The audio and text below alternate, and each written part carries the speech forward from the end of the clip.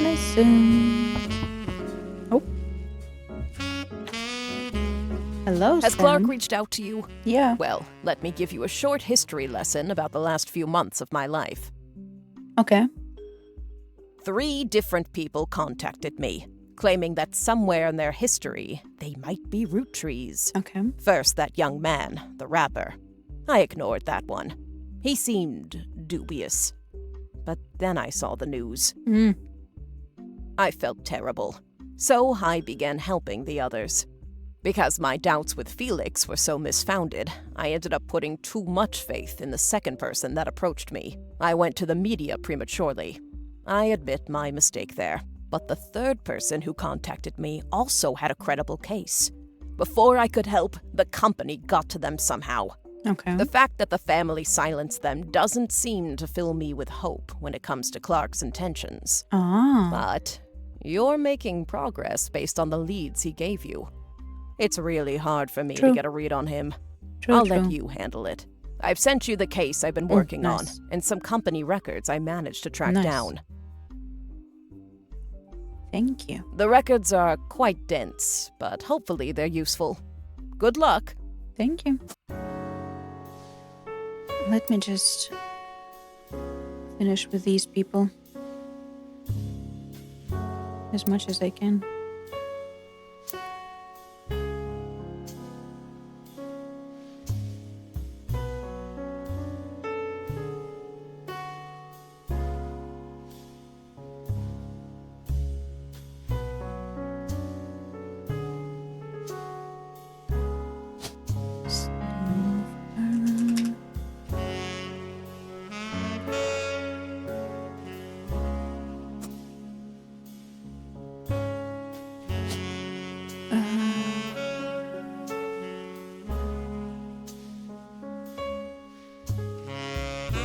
Christine.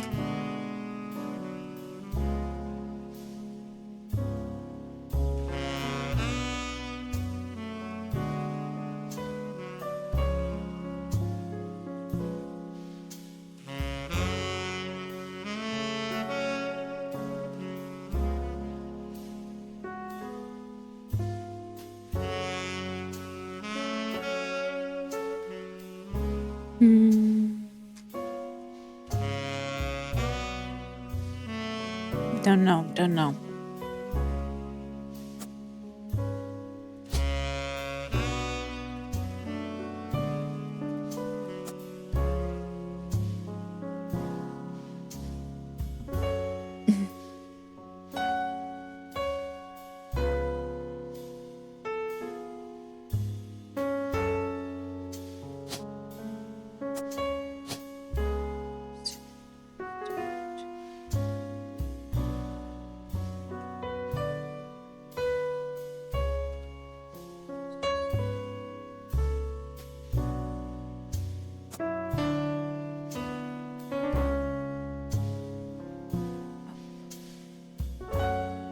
Christine.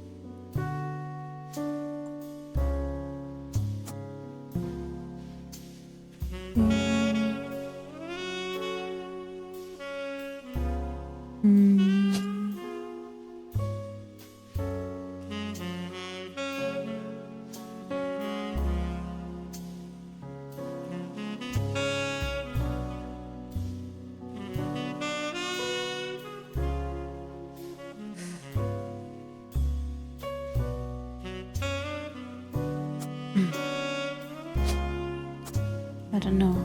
I'm probably missing something obvious here. But I got lost with these zimmers and garlands and...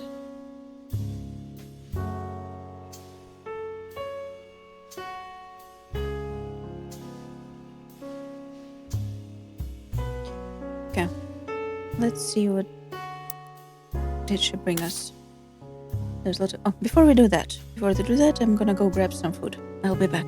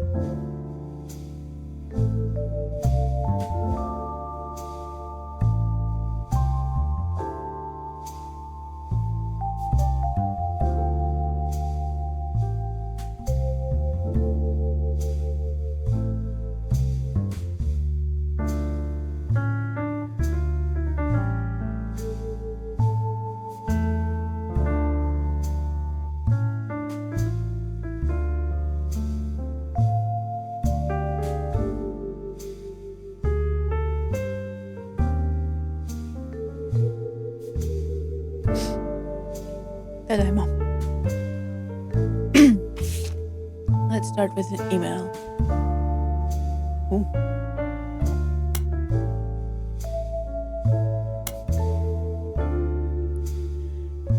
Regina Clementine. This is all the information I have about Regina Clementine Nee Salazar from New Orleans, Louisiana, and her husband Stuart Clementine. This is very detailed. Thank you very much. She wrote me about a month ago. Excuse me, Mike. Apparently, the Roottrees lawyers went after her since then. By the time I received her letter and called her, she told me she couldn't cooperate anymore. Her husband, who is a police officer and never knew his father, told her that he thought he might be a Roottries, but he's estranged from his family and didn't want to pursue it because he had no proof. She wrote to me behind his back. Normally, I wouldn't be so sure, but she had some pretty credible facts. Some of it I've been able to confirm. Stuart's mother was named Mary Beth Clementine. She was pretty well known in 30s, 50s singer who went into a lot of churches. Ooh, gonna find some information about her. You can look her up online, and she was a pretty big proponent of adoption. I know for a fact that she came to Butler County a few times. I remember her from when I was younger. And Regina said that Stuart told her that they always seem to spend a lot of time at the Miracle Church. Oh yes, thank you. We gotta get the church people now. I was waiting for this. She sent me a photo to prove that she's who she says she is. I've attached it to this email.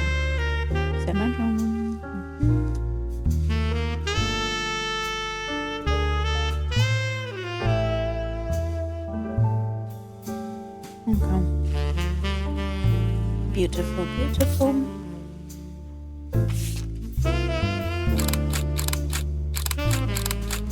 This photo was given to you by some mess, and a woman named Regina Clementine came to her and claimed that her husband has confessed he thinks he's a Roottries. The details of this case can be found in your evidence. Stuart is the older boy wearing a vest. The woman in the photo is Mary Beth Clementine, a singer who may have had an affair with Miracle Roottries.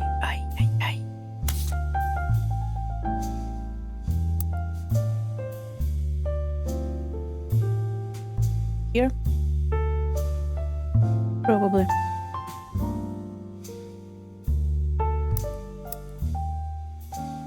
Miracle, miracle.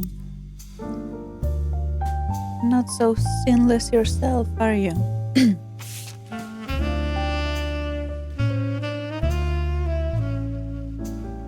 You were given some partial staff records to cross-reference by Sam Madsen. These records are based on all tax mailing information, only detail the employees that work directly for Roottrees or in their corporate office. The many laborers and their farms and in their factories are not listed. Too bad. You're not sure how helpful it will be, except for cross-referencing the guy's secretary's visits overseas, exactly. Spider searching people just because they are listed in these books will likely be very time-consuming and a waste of your time. Leadership presenting Zach Morton, Special Management Ernest Manson, Edward Roottrees, Lloyd Carpenter, Carl Monroe, Elizabeth Ravensworth, Lacey Ritchie, Fred Cross, Albert Cross, Douglas Rosenberg, Juliet McCullin, Joanna Robertson, Doris Mays, Beth Knox, Samantha Madsen, John Miller, Albert Barrow, Thomas Green, Fred Gleason, Stuart Dodds, Sam Harmon, Robert Logan, Michelle Crane, Jack Giddings. None.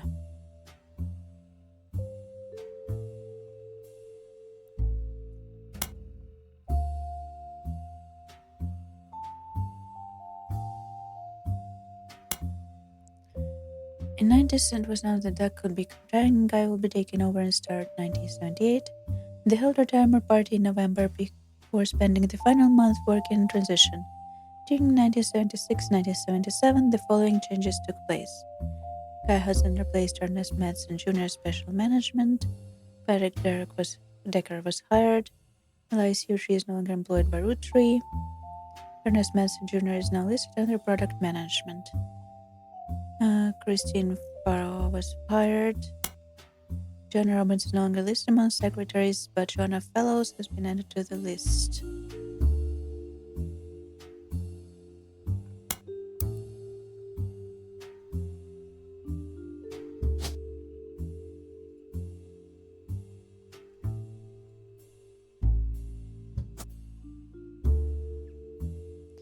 Nice.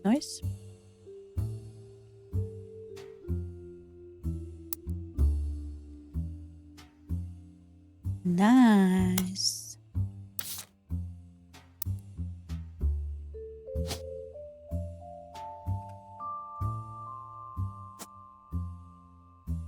Although I don't have a picture, do I?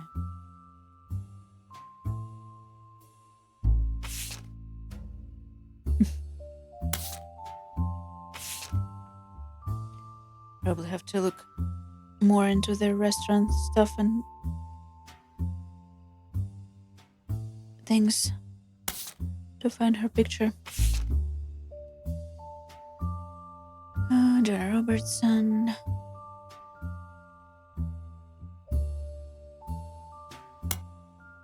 Fellows and Beth Knox, Noble employed Roottrees. Christine no longer listed, Christine okay. John Miller's no longer employed by Roottrees. Gwyneth Madsen was hired. Beth Knox 50-year work university bonus.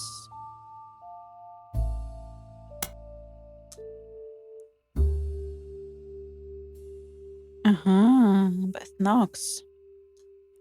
Okay. Is it the Elias's mistress? In addition, when Inga Hudson took over, he's begun a particularly volatile period of company staffing.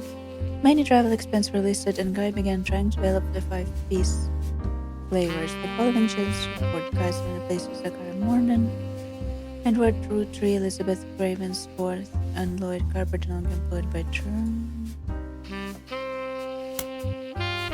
Reference notices office staff. Albert Cross and Fred Cross are no longer employed by Roottrees. Kristen Cullen no longer works at Roottrees. Beatrice Ross and Currents were hired. Juliet McCann and Doris Mays are no longer employed by Roottrees. Show it with me. With the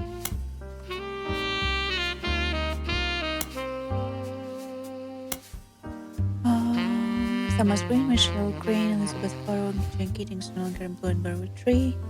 Emily Steinfeld and Sam Cottrell are hired.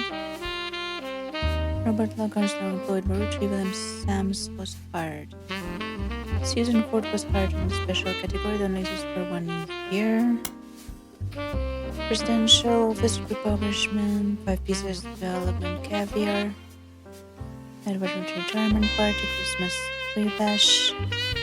New Year Ball, Travel expenses, Australia, China, France, Brazil. Butterscotch. Caviar for food, a spectacular news ball.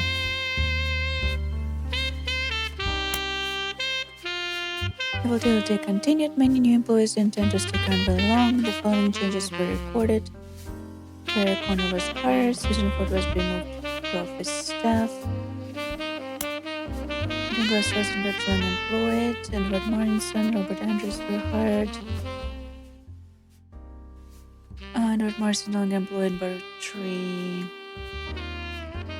Corinne Schwartz and Beatrice Boyce were no longer employed by Roottrees. Linda Lewis and Jella Ingram were hired.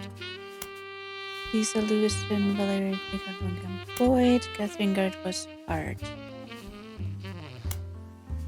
William Summers no longer employed. Emily Sinfield no longer employed, but Emily Barnes is now listed. Gwyneth Madsen is no longer employed, but the Gwyneth Cattrall is now listed. Although I don't think we need this one, we know this one. Susan for no longer works in this department. 5-piece flavor strawberry. Whatever this is. Butterscotch, caviar. Christmas tree bash. Strawberry.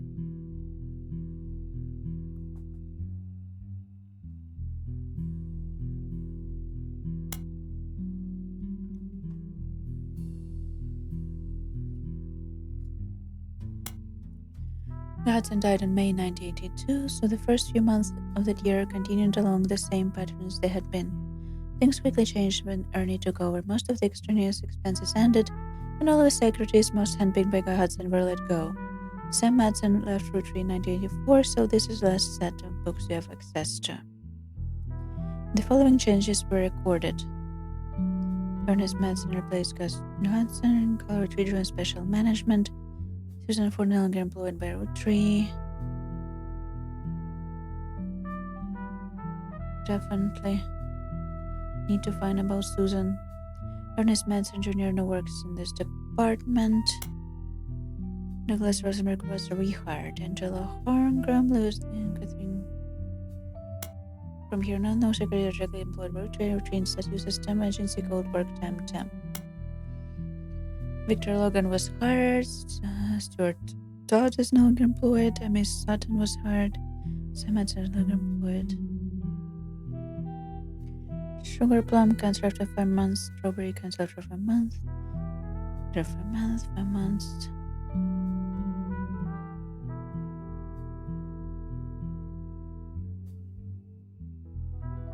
$1 million for clothing reimbursement. Interesting.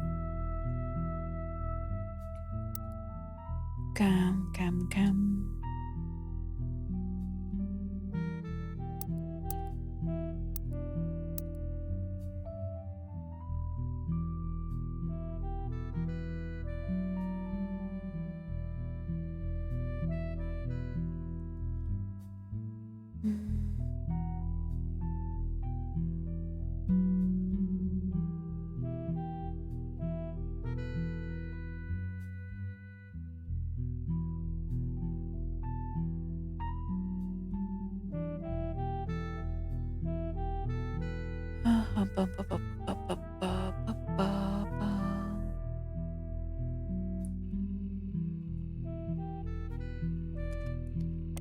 Let's look into this guy some more.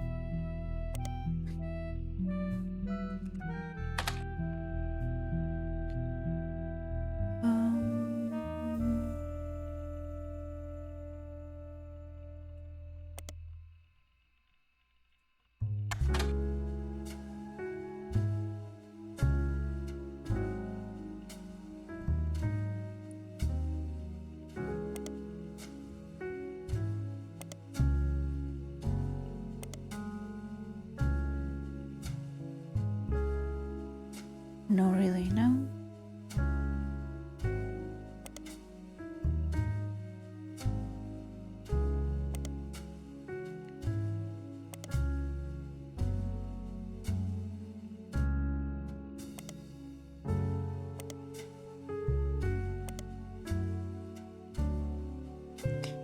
need your wife's picture, Steve.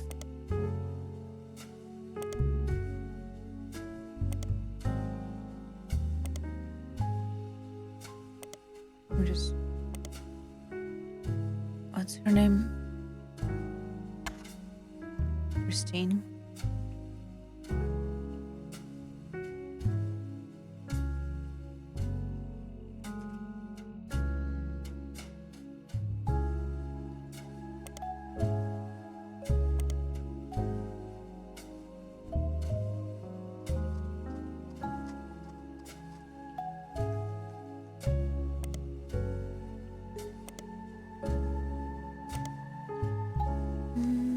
Probably not this path.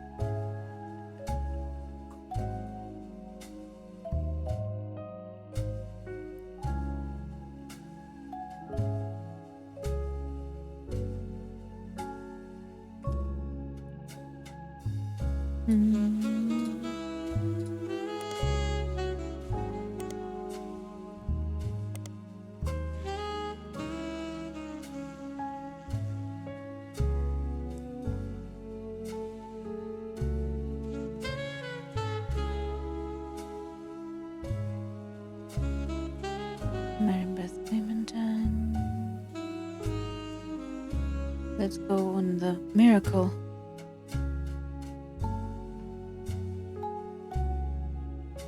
Saga. Mary Beth Clementine was a singer most popular in the years between 1942 and 1959. She traveled around the country performing at churches. Her repertoire was a mix of religious and popular songs, and although she recorded few records, they seem lost in time. The only one you find mentioned was the cover He's Got the Whole World in His Hands, released under the label New Edison. One thing Mary Beth was known for was her adoptions. She's listed on many sites that mention adoption and the history of adoption. She's adopted 2 children in the late 1940s, Stuart and Mark. She also spoke as an advocate for the benefits of adoption in front of the United States Congress in 1949, who were convening to debate and discuss the recent first adoption of African American child to a white family in the United States. She was specifically there to detail her experience going through the system to adopt Stuart. Her other son was adopted later, and according to a single line on one adoption site, under unusual circumstances. Interesting. In 1959, it surfaced that Mary Beth had been twice divorced, both times to her manager Sterling.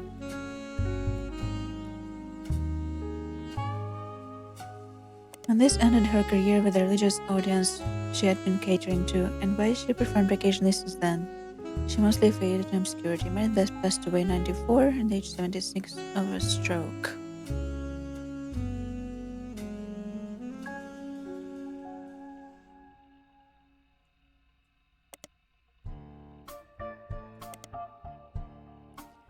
Mary Beth was reviewed and advertised many times in Modern Music Monthly, but the most popular recording is the release of her cover He's Got the Whole World in His Hands. It was released under the new label New Edison. Modern Music Monthly had a very positive review of her cover, and the writer complimented her voice and the tone of her guitar. The review had nothing to say about Mary Beth herself, so it's not much of use to investigation. There were also some other Mary Beth releases that appeared over the years. When there was Old Rugged Cross, which is the only song advertised but not reviewed. Are we getting more music? Apparently not.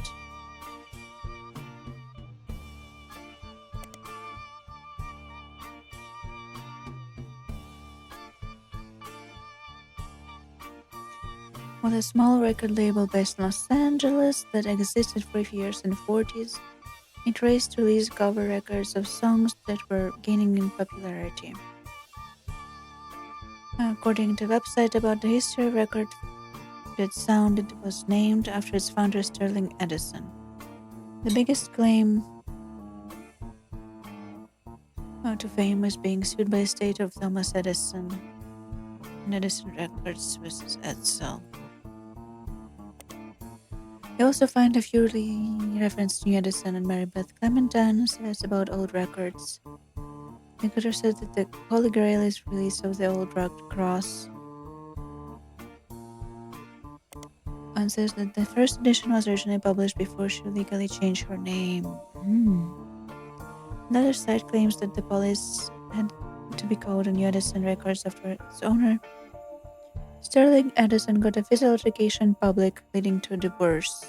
There are no cited sources of evidence, and the site content seems user submitted. There's an email address at the bottom and the phrase "Send me your stories about old Hollywood," and I'll add them to the page. Why can't I have the email address?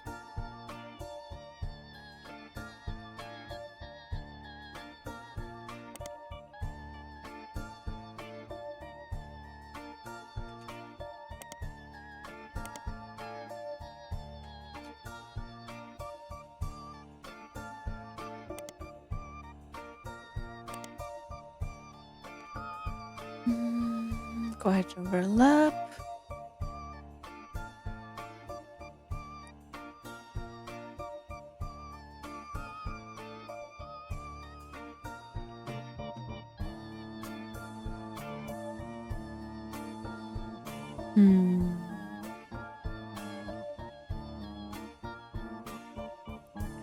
Edison Records was one of the first record labels named after Thomas Edison.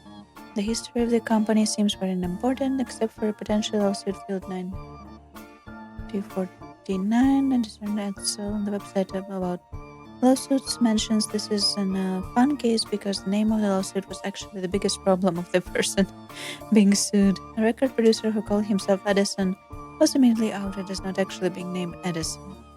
Edsel was a German last name, and at the time of the founding of the company, the US was at war with Germany.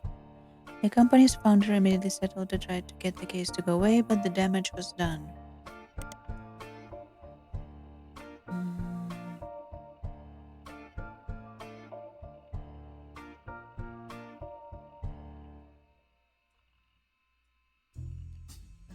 The old rock cross popular hymn that had been covered by many artists. You won't find much information about it online.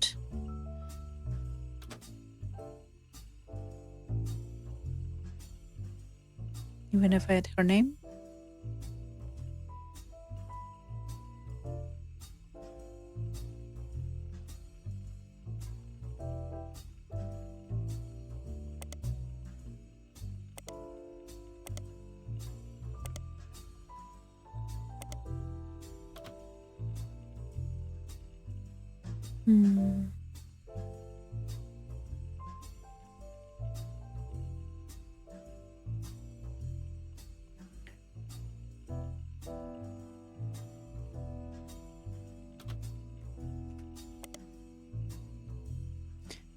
No.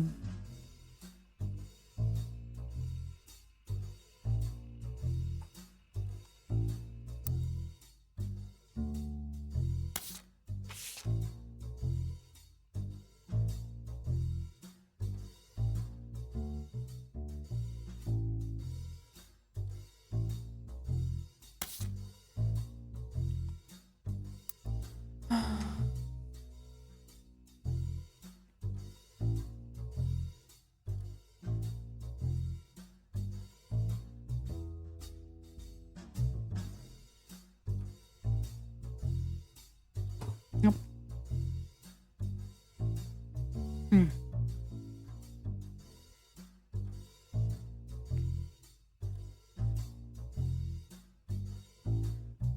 This is interesting, but irrelevant for now.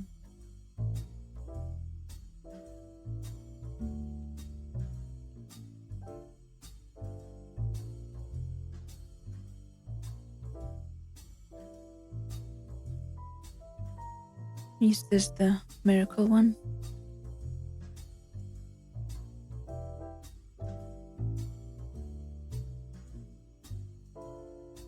But the question is why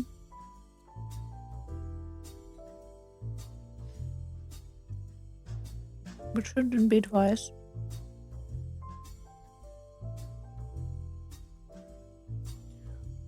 It says that she adopted. Is it a lie? Is the whole adoption a lie is the question.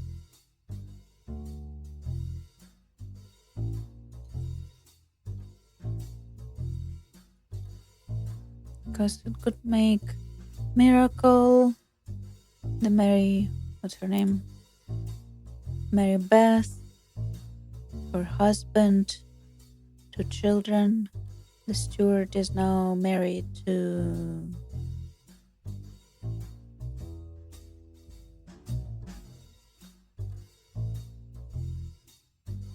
Regina Clementine Salazar, Stuart Clementine,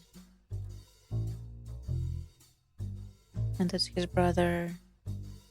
And then,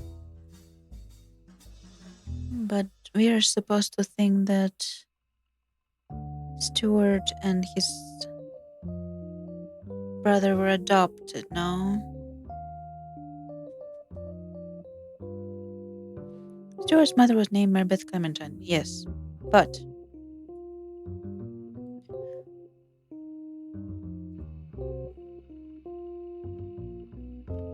adopted 2 children named Forty, Stuart, and Mark. So either they are adopted and they are not the children of an affair, or she's lying about adopting them.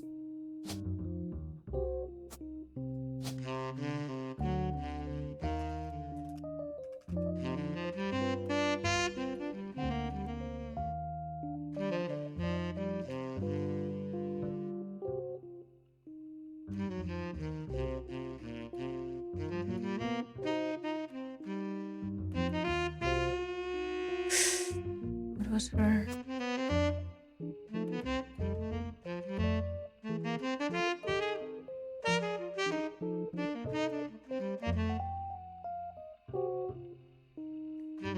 Is it her name?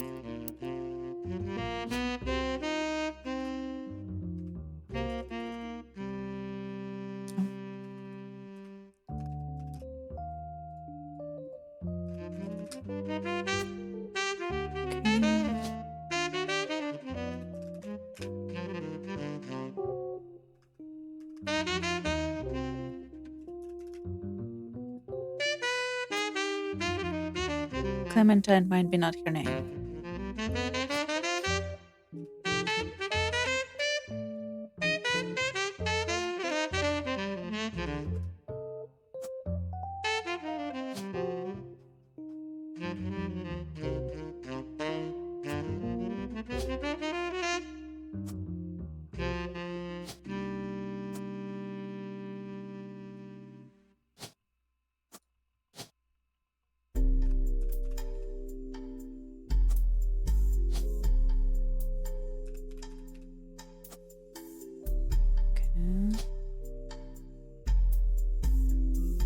What is her name? Regina Salazar.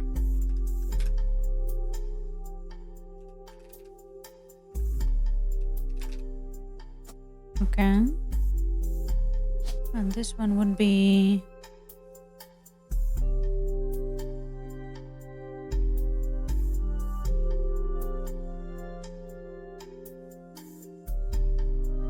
Mark.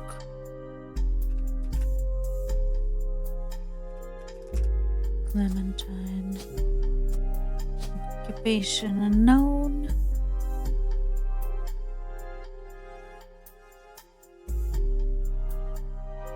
Sterling Clementine.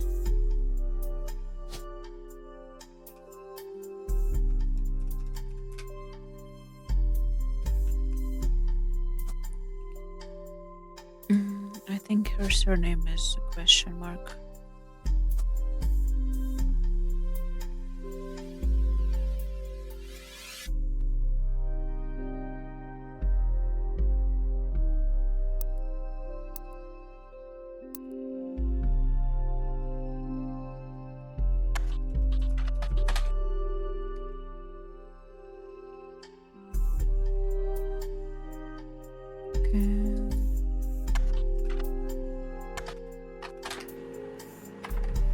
Crocodile Clementine is listed on the website titled the Infamy List. It's a massive list of criminals who are known for what crimes? One brother is a police officer, one brother is a criminal. I need to eat my dinner somehow while doing this.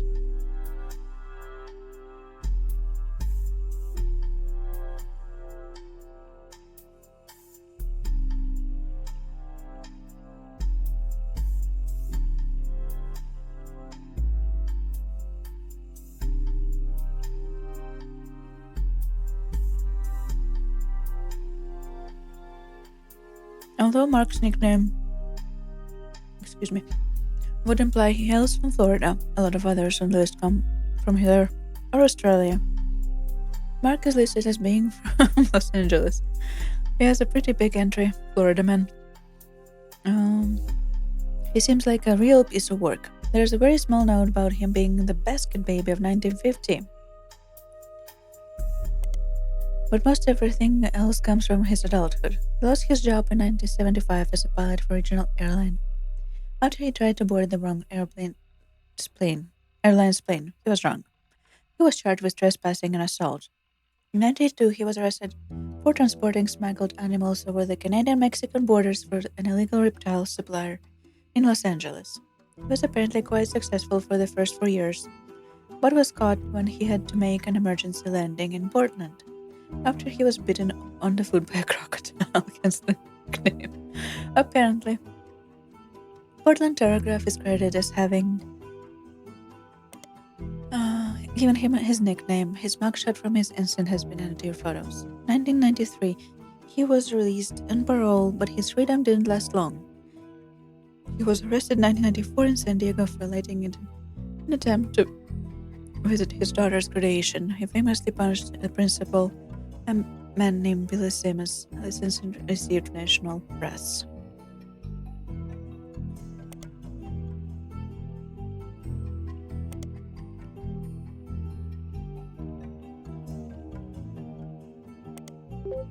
Nice.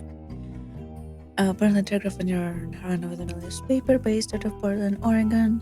They have a website with a lot of dry statistics about how many subscribers they have, how many issues there have been, and what have they won. Okay.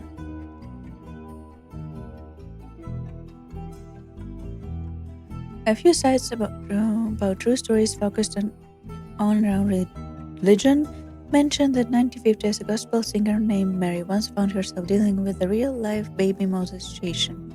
Apparently, she was a rather prominent supporter of the concept of adoption, and someone decided to test how much. They left the baby on her doorstep in a basket. According to the sites, she adopted him without question, raised him as her own son. Although it wasn't national news, in many circles he became known as the basket baby, and he even went on tour with her as he grew up. None of the websites state who the woman or baby were, likely to prevent people from looking to either of the people too closely. From context, you know that it's Mary Beth Clementine, who would later be shown due to her personal life, and her son Mark, who would later be known as Crocodile Clementine. That we do.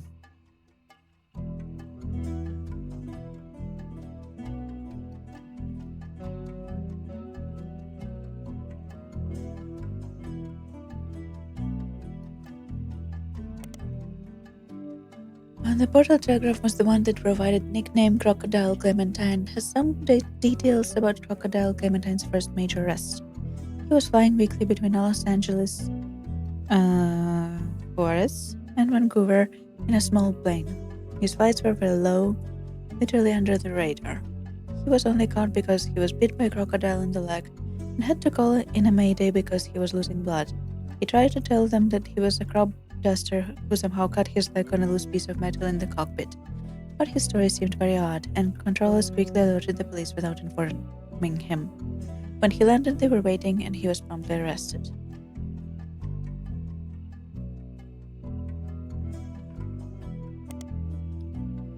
The Portland Telegraph had an article slightly longer than most about the Billy Sims incident, mostly because the assaulter, Crocodile Clementine, had appeared in the paper before. Because of somewhat comedic sensationalism, of the events in question, and because their readers were already familiar with Mark Clementine, they filed under a special banner called Croc Watch. It mentions that our good friend Croc Clementine was actually in attendance in the high school graduation because his daughter was walking the stage. He was apparently not allowed to attend. His ex-wife had a restraining order filed on behalf of her daughter, but did so anyways. It was unknown for the school staff, including Sims, at the time who he was, but a security guard recognized him, and that's when the trouble started. Clementine was approaching the side of the stage to try to avoid the guard when the exchange between him and Sims took place. The article finished by facetiously asking what will Croc get up to next. Stay tuned for more Croc Watch. Unfortunately for your investigation, as far as you can tell, there were no instances of Croc Watch.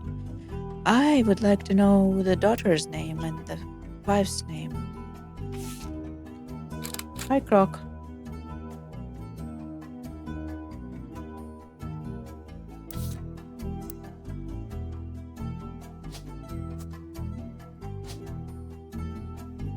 Criminal?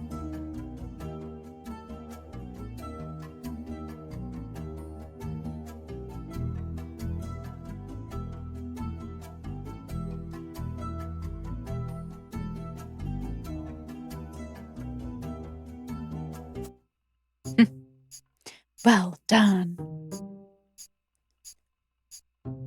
These 4 entries are correct and have been locked. I also logged the following optional entries: Salazar, Carolyn Steven, okay, Booyah!